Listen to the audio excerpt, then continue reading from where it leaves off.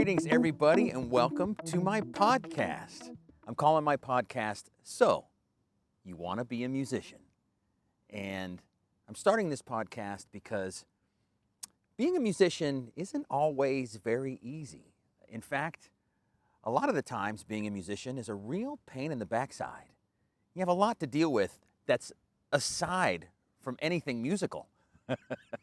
So I thought I would reach out to a lot of my artist friends of all shapes and sizes, from rock and rollers to just anybody in the business that I've come across over these years. I've had a really blessed career and I've made a lot of great friends over the years. And I want to talk to them and relay some wisdom, some stories, of course, and maybe even some life hacks to a lot of you youngsters out there who want to pursue music as your life's passion, your life's work, your career, how you make money, all of those kinds of things. And there's just a lot of challenges when it comes to playing music for a living. That's really what this podcast is all about. So I thought that since this is my podcast, right, that I would be the first guest. To introduce you to the podcast, let you know what it's all about, but also give you my perspective, and then you'll know kind of what you're going to be getting from all of the artists that I talk to from this point forward. Now, right now, I'm sitting in a really beautiful garden. I'm on the road with the band Mr. Big, and it's a day off in the town of Wolverhampton. Now, we're in the outskirts of this town in Wolverhampton, UK. Sorry, we're in England, right in the Midlands, near Birmingham. And we're staying at this sort of manor house hotel, and they have these beautiful gardens out here. So I figured instead of the, boring hotel room, I'd come and sit outside. It's nice. It's not too cold. Got the greenery in the background. And I talk to you from here. All right, let's get started. So the first question I ask every artist, I've done a bunch of these interviews so far, so I'm building up a little bit of a backlog. But the first question I ask everybody I'm talking to is, do you need to play music to be happy? And that's a pretty heavy question for anybody who plays music, right? But I figured we'd start heavy and then kind of just go from there and see where the conversations take us. Now, for me personally, do I need to play music to be happy? Ultimate happiness? No, because I am so blessed with a wonderful wife, 2 awesome kids, now 2 grandbabies as well, great family structure all around from my brother, sister, mother, all of those things. I got dealt the great cards when it came to family. So there's happiness there that goes beyond music for sure. But when it gets deep down into the nitty-gritty, I definitely need to play music to satisfy the hunger, I've been playing music since I was 4 or 5 years old. I do other things in life, but music has always been my career. It's how I've made money. I've really never done anything else except when I was really young and I delivered papers or worked in fast food and all that kind of stuff. I play music. Even my job at Sweetwater while I was doing all those videos, it was still music related. Even when I worked for Cirque du Soleil, I was performing every night. It was music related. So music has been part of my life all the time. And whenever there was stretches of time where I wasn't doing much, when it was really dry and I was just home alone practicing or working on things, I really missed it.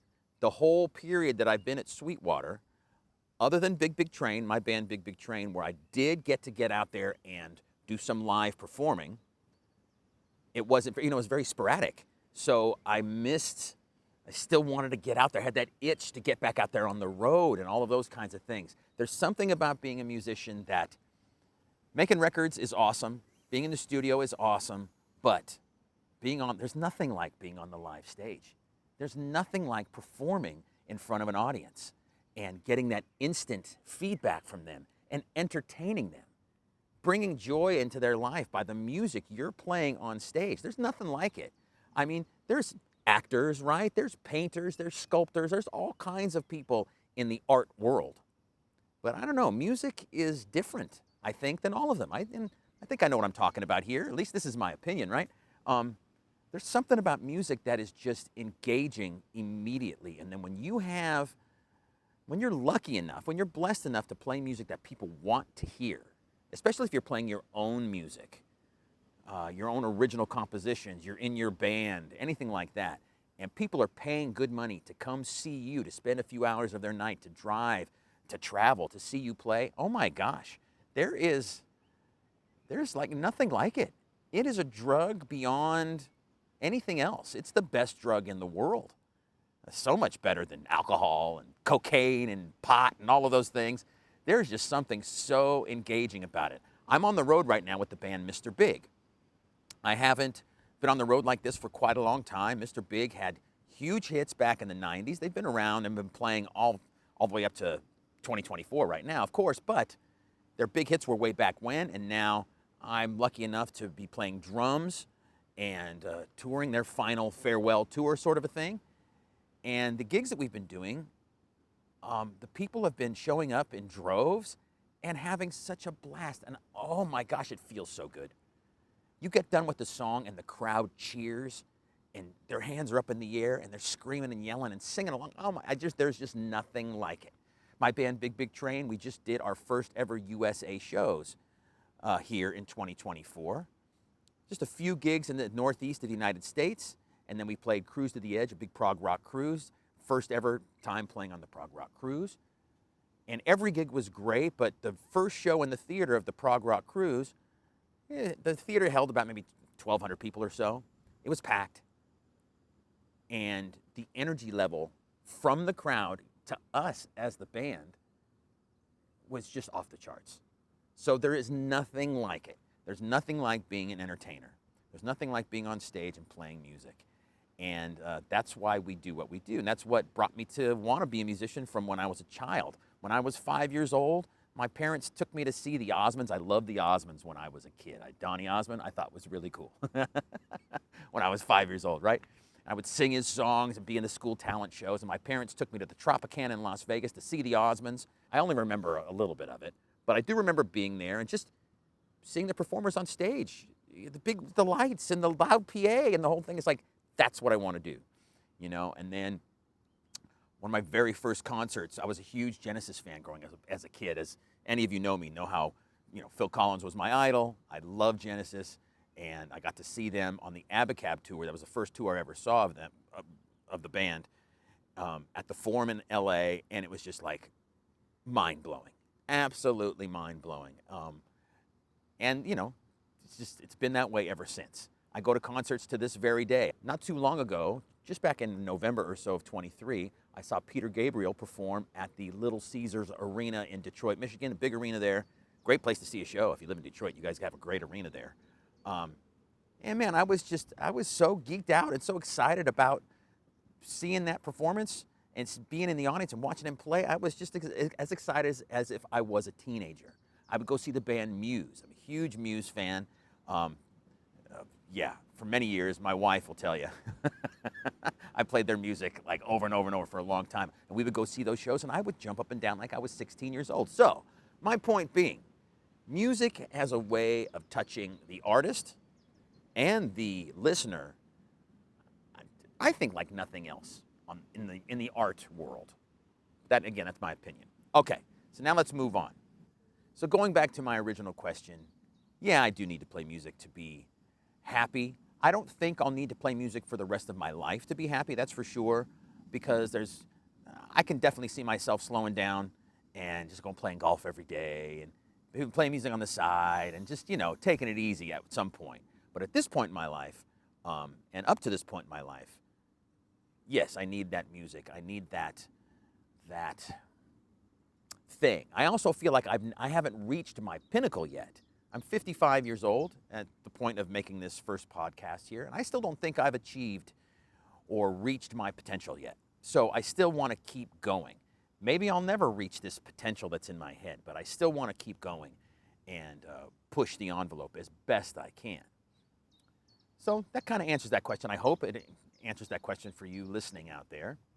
All right, so now let's move on to the next step. What's it really take to be a musician? It goes beyond just being a player. Of course, you have to practice your butt off at your instrument or your voice or whatever it is you do. Do your best to be the best you can possibly be, because there's way too much competition out there in the world.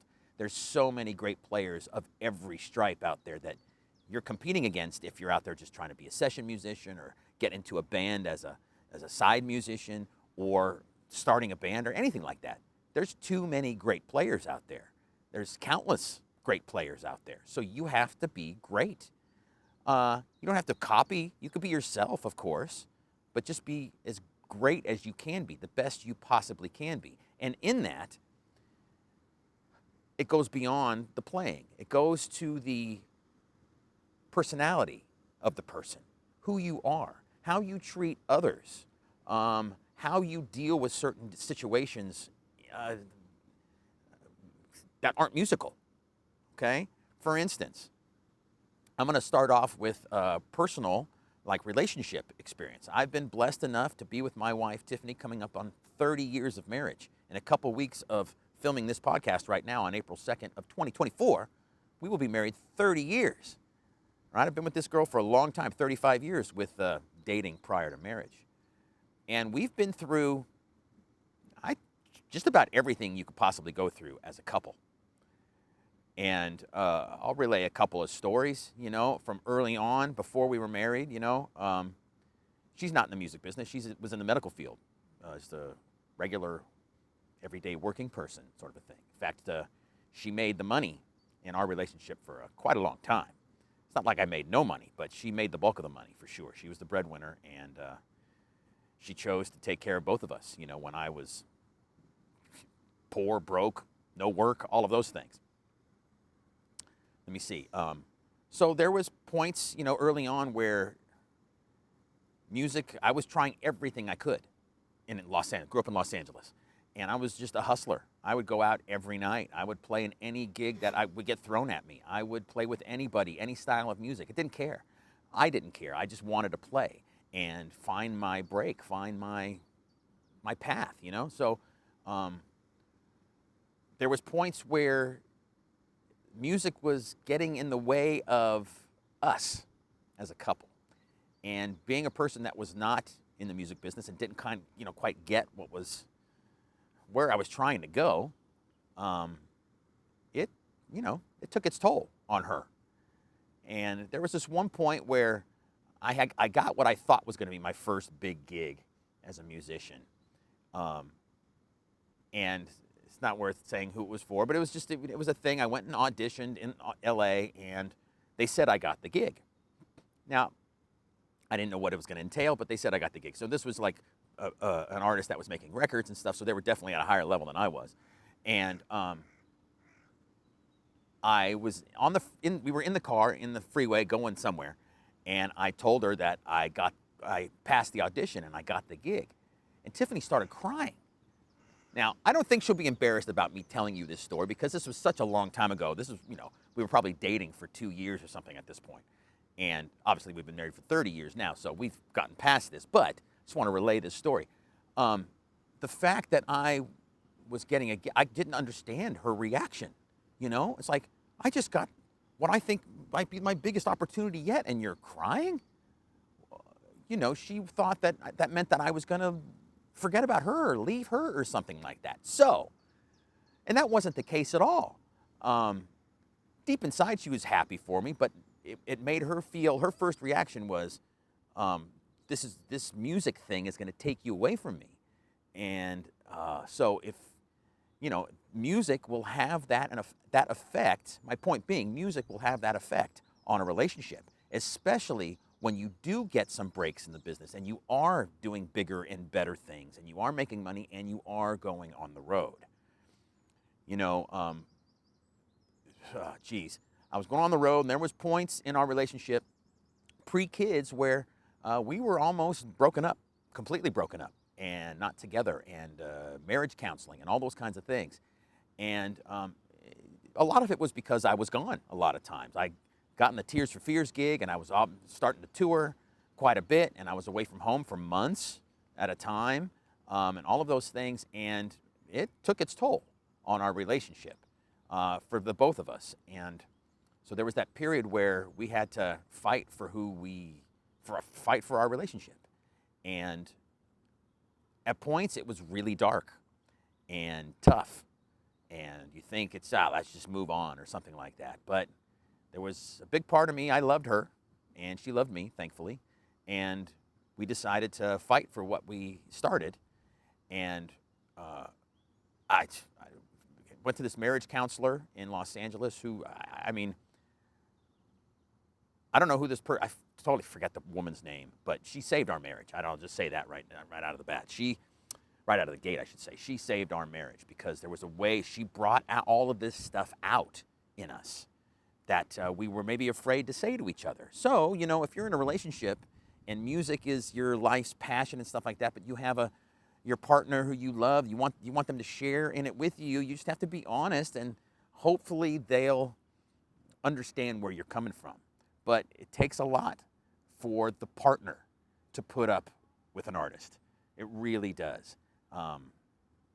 When you're out there getting the adulation from playing concerts and people all over, loving what you do, and and there's temptations and all of that kind of stuff that comes along with it, you need a partner who's patient and understanding, and it's going to take a lot from you, the artist, the musician, to make them comfortable, feel wanted, feel loved, know that they are the most important thing in your life personally.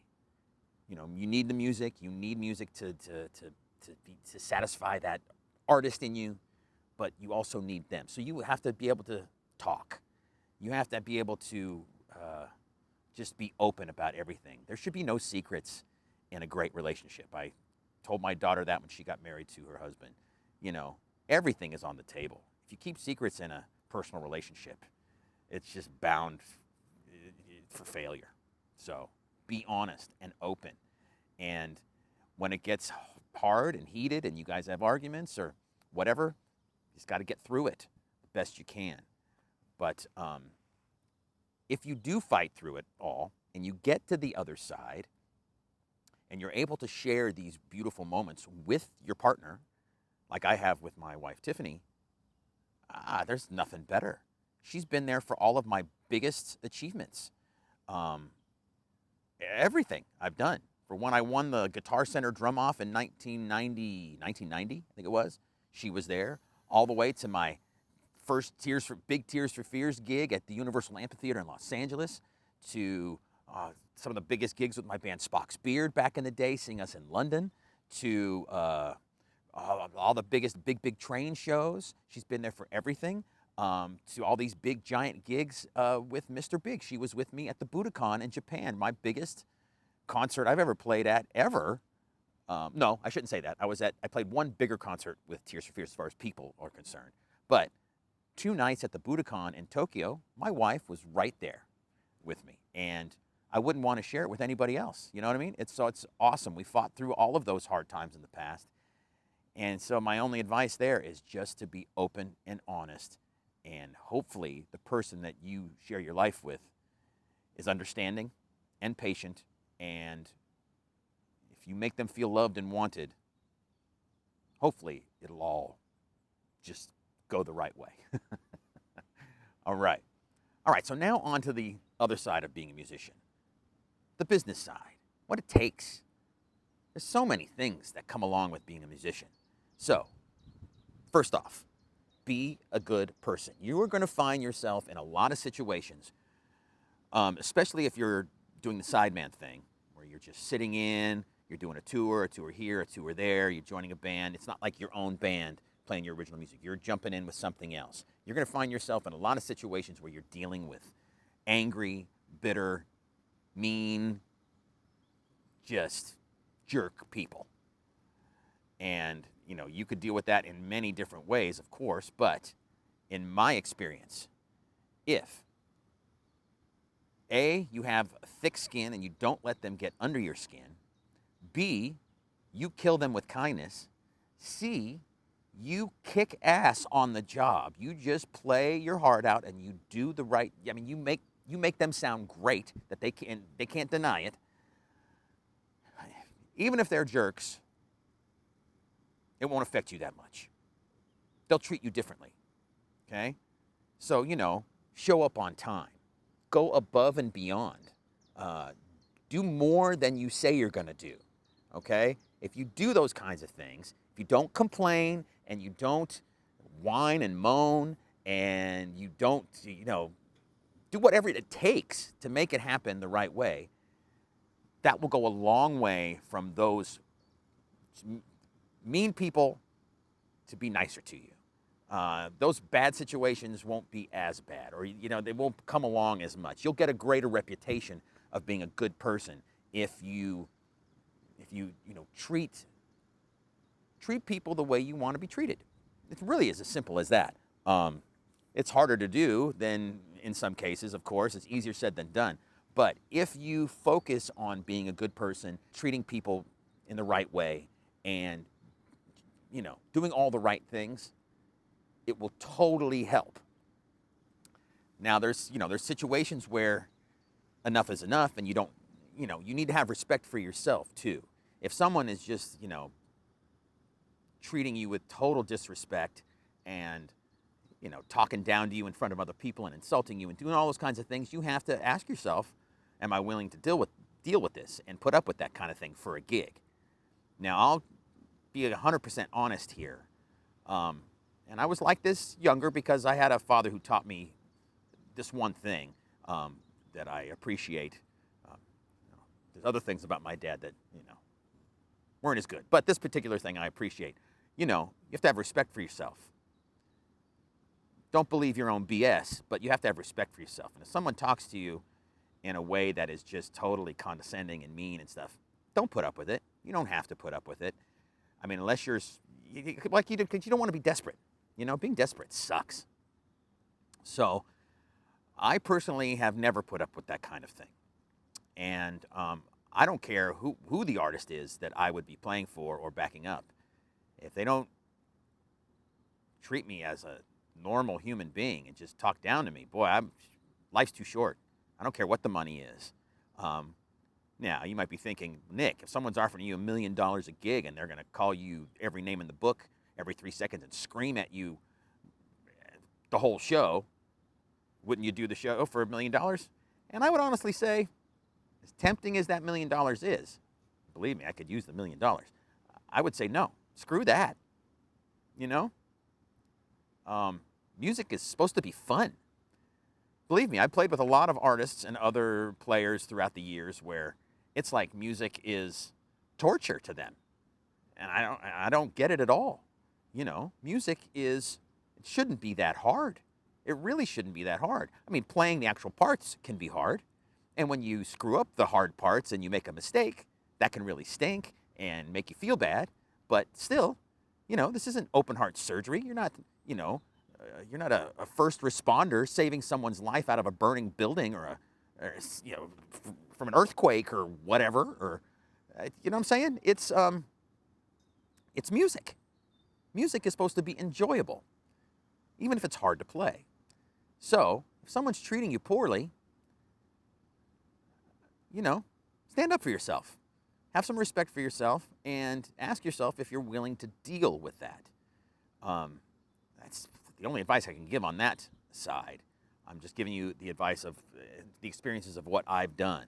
I've had some crazy things happen over the year. I'll tell you one story. I've done a lot of sideman gigs throughout my life. I've been in some great bands. Spock's Beard was a longtime band for me from 1990 till 2010. Still great friends with everybody in the band, of course. I've been in Big Big Train since 2007. It's 2024 now. Awesome people. Love my band. So I've done a lot of long-term gigs. I was in Tears for Fears for 15 years, although we didn't play that much towards the end of my time with them. So I've had some long-term things for sure. But other than that, I've been a sideman a million times over. I've only been fired from one gig. Now, I'm not going to tell you who the artist or the band was because it's just not, I don't need to, but I'll tell you the story. I got this gig and it was going to be one of the highest paying things I would have ever done in my life to that point. And it was really fun. I knew all the music. I was a fan of the music, of course, and it's going to be great. So I go and I do the audition. I get the gig. We do a day of rehearsal. It all seemed to go well. The person that I was playing for seemed to really like it, smiling, happy. Boom. Everybody in the band was cool. The very next day, it was like the complete opposite. It was hard.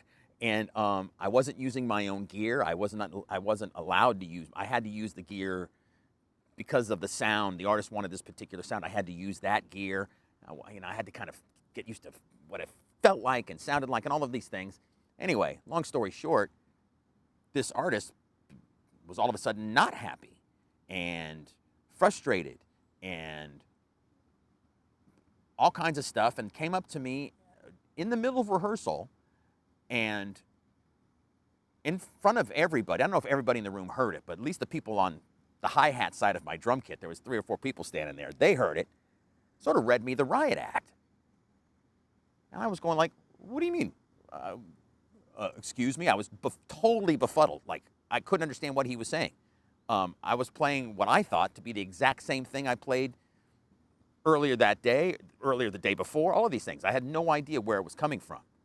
So then right there, the whole vibe was completely shot, right? If you're going to want somebody to do something differently for you, or you're not happy with the way they're doing it, don't go read them the riot act.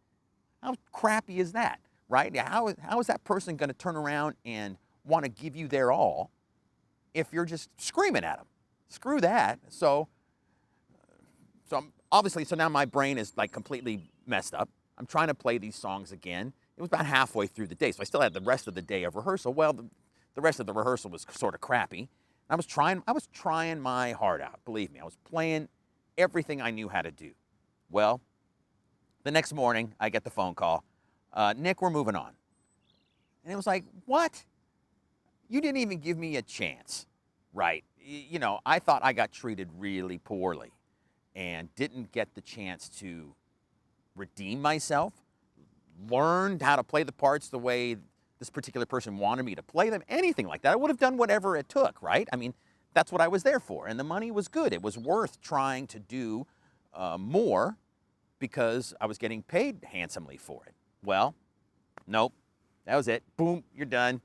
And so, if you're going to be a musician, things like that may happen to you, and you have to just let it go. I thought about that one for a long time. It did not feel good, for sure, especially since I'd never been fired before from a gig. So that one really affected me, but it didn't stop me from being a musician. I went right back to what I was doing and just kept plowing forward. So, that's one of those things that can happen if you're a musician. And you got to just deal with it the best way you can. And the best way I think to deal with it is just to let it go and move forward, and don't let it affect you in a negative way. Be positive to yourself and just try to be better. All right, so let's move on to the next thing. I'll probably close this first edition with this. Building relationships is key. It's probably the number one thing you can do, aside from being the best you can be at your particular instrument or your voice or whatever it is you do in music. The number one thing just below that is building relationships. That goes back to being a good person and doing the right thing and showing up on time, all those kinds of things. But make those friends. Get out there and, get to know everybody. And keep in touch. And, send them thank you cards. And just be a good person. And those relationships will pay off in the end. Case in point is me on the road here with Mr. Big. I've known Paul Gilbert for a number of years now, and he used to come to Sweetwater and do lots of workshops that I would play drums for him, and he played guitar on my record, Invisible, different things like that. And he called me when Mr. Big was going to go out and do their Big Finish tour. I sing. Singing has been a big part of my career, and he sent me an email, asked me if I'd be interested. That was all building a relationship with Paul and playing music to a level that was cool, that, I made myself memorable to him. And he gave me a shout, and I got the gig. You don't always get the gig, but I got this one. So that's because I've made friends with Paul and built that relationship. Same with my early days, getting the Genesis gig and the Tears for Fears gig. It's all because I knew Kevin Gilbert and Brian McLeod and all my old friends back in the LA days. If I didn't know those guys, I probably would never have gotten those gigs. It's all because I made friendships with people. And this goes to small gigs, whether you're just doing cover gigs in town, to whatever. Just building relationships is so, so important. And the more you build, the more opportunities will come your way. And I can't say that emphatically enough. So I'm going to close this first edition of So You Want to Be a Musician with that. And I hope you enjoyed this little talk here. I have some really great artists in line, and I hope to do this quite a bit. So keep tuning in. I've been blessed enough to make a lot of relationships with a lot of amazing musicians throughout my career. And hopefully I'm going to talk to each and every one of them throughout this podcast. So join in next time, and thanks so much for listening, and I hope you enjoyed it and maybe got a little bit of advice or wisdom out of it, especially if you're a younger player. And other than that, we'll see you again next time. Cheers, everybody.